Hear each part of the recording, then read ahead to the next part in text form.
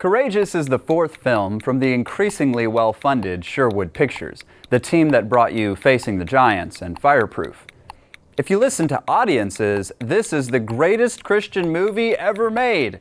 But critics seem almost as unanimously to wish this cop drama had exercised its right to remain non-existent.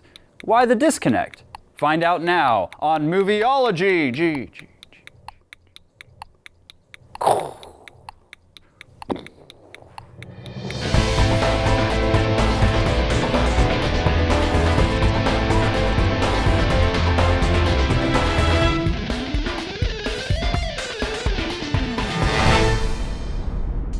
Courageous follows the lives of four police officers working for the Albany, Georgia Police Department during an escalation of gang activity and drug dealing in their once quiet town. The tests they experience at work are only matched by the trials they must overcome at home.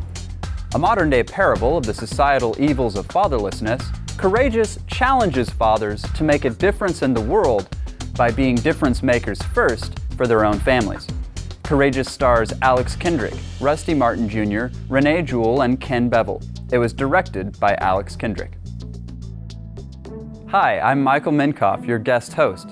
Thank you to James Latham from Houston, Massachusetts, for asking us to do a review of Courageous. I've got to be honest though, I was going to do one anyway, but if you hadn't written in, I wouldn't have mentioned your name, thus sparking your national notoriety and propelling you into stardom. Is that too much? Was I laying it on a little thick? Well, speaking of laying it on thick, I was a little afraid of watching this movie. Don't get me wrong, I've probably seen most every Christian movie that has ever made it into somewhat general distribution, but honestly, I haven't been impressed with much about any of them. They are characterized generally by bad acting, bad writing, bad directing, and more times than not, diluted and uncompelling theology. And I would chuck all of that up to a lack of funding. Did I say chuck? And I would chalk it all up to a lack of funding, but that doesn't really excuse the writing, or the directing, or the theology. Most of these movies just lacked talent in key skill positions. So I wondered, what can the Kendrick brothers do now that they have some money to work with? Stay tuned to find out.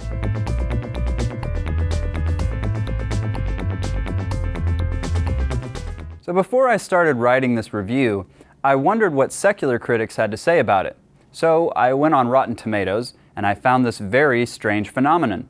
A movie with almost 100% viewer satisfaction had a dismal 29% rating from critics. I figured maybe the God-hating critics just hated the Christian message, so I looked into what they were saying. And it was the same old thing I had heard a million times about other Christian movies, boiled down to three main criticisms, none of which really indicated a necessary bias against the message. They said that Courageous was 1. Overplotted, episodic, and melodramatic. 2. Simplistic, lacking in subtlety, and clumsy. 3. Preaching to the choir, unconvincing, and incredible in the negative sense of the word. The question, of course, is, are the critics right? So to answer this, I'll look at their criticisms point by point. So, is Courageous overplotted? This is actually the criticism I agree with the most. Within the space of a little over 2 hours, our 4 or 5 principal characters experience a slew of back-to-back, once-in-a-lifetime type events. The movie felt like it was propelled more by plot points than character development, and honestly, every once in a while it felt a little overwhelming. But what movie today doesn't exhibit this? If the Kendrick brothers had made a quiet movie about the day-to-day struggles of monotonous American fatherhood, critics would have called it boring, snail-paced, or uneventful, and audiences wouldn't have given it the time of day. So I think the Kendrick brothers will make more character-driven films as they mature as filmmakers, but they will also need audiences to mature along with them. For now, as I will say later, I think they know their audience well.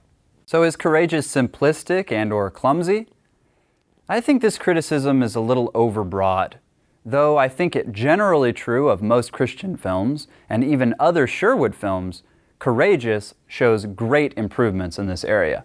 Though there are moments where a better actor would have replaced a wooden line with a significant expression or gesture, and there are other times when the editing and directing lacked cohesiveness and originality. There were also moments of real brilliance in this movie. There is a scene after a funeral where the camera stays on the outside of the mourning family's house, showing the cars of would-be comforters parked in the street. And as the days progress, fewer and fewer cars appear until the street is finally empty. Without a single word, the Kendrick brothers imply a powerful truth: that comfort for those who have experienced a tragedy is generally short-lived, that people are drawn into their own concerns, and mourning families are left alone far before they have fully recovered from their loss. In biblical words, the heart knows its own bitterness, and no stranger shares its joy. Formerly, I think the Kendrick brothers would have given a line similar to this to the man mourning, explicitly telling the audience what it is more effective to show the audience. Courageous takes some major strides in this area, and it is important that other Christian filmmakers take note. A movie can be a sermon, but it should be a visual sermon, evoking reactions and showing the truth rather than merely telling it. Show, don't tell.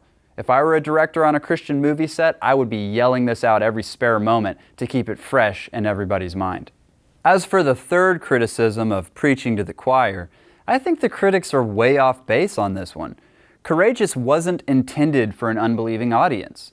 This movie is obviously marketed to and written for people who already consider themselves Christians.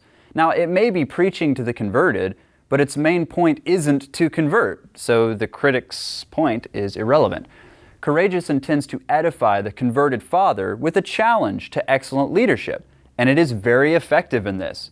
I'm a father of 4 and a Christian, so I'm part of the target audience, and I was very edified and challenged. I was able easily to overlook the film's foibles, and I found myself invigorated to recommit myself to be a leader and role model for my family.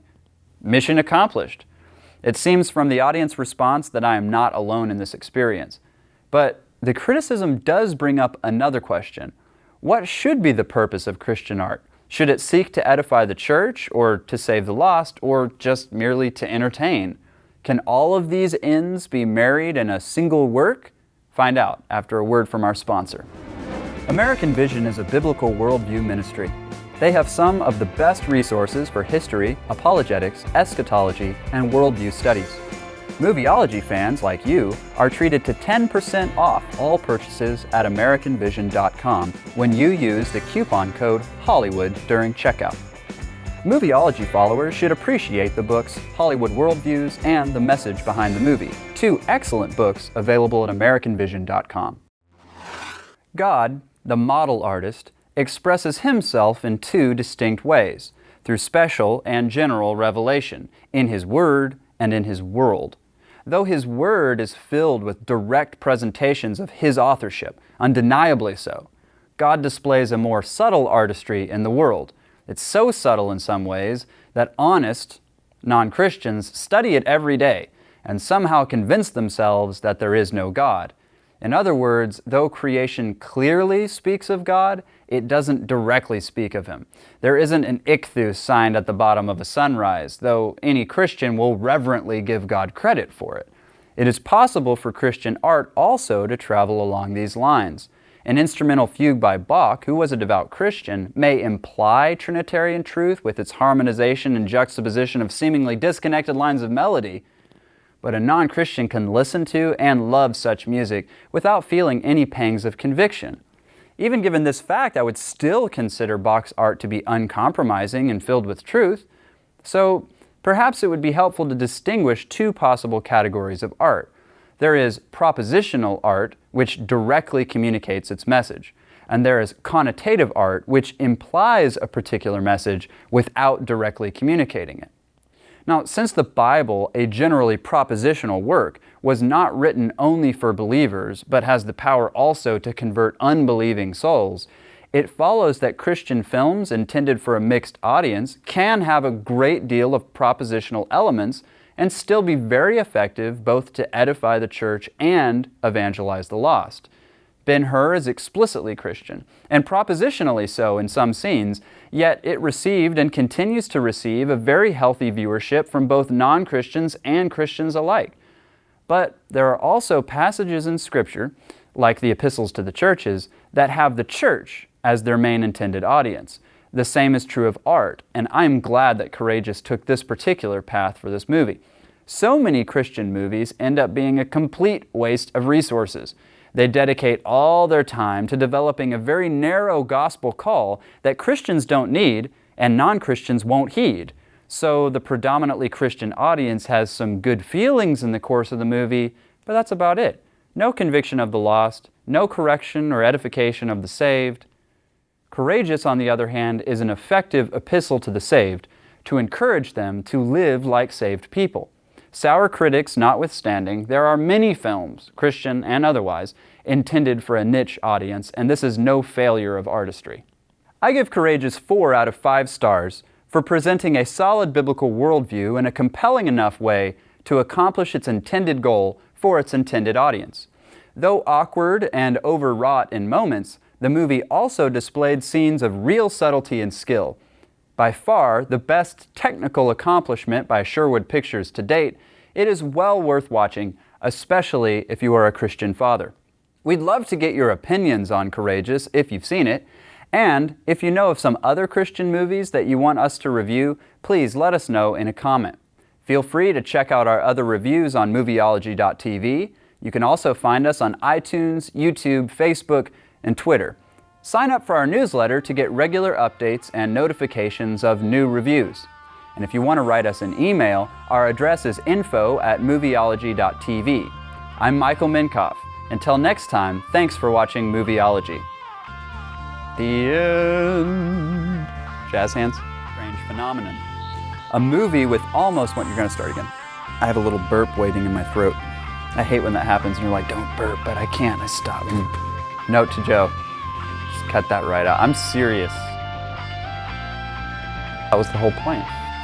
Oh, you're not a scalper though. You want to cut it off right here. Gotta work the coffee down into this leg. Because it's like, you know, I actually can sing. No one would ever know this. Because every time I sing here, it's always, you know, it's always a joke. But I actually have a really good voice.